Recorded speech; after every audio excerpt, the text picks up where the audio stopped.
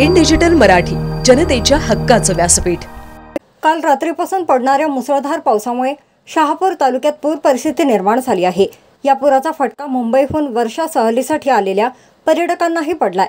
मुंबईहून शहापूर तालुक्यातील भातसई येथील सृष्टी फार्म हाऊसमध्ये सुमारे 150 ते 200 पर्यटक आले होते। पाण्याची पातळी वाढल्याने हे सर्वजण सृष्टी फार्ममध्ये अडकून पडले होते। त्यांच्या बचावासाठी NDRFची टीम शहापूरमध्ये दाखल झाली आहे।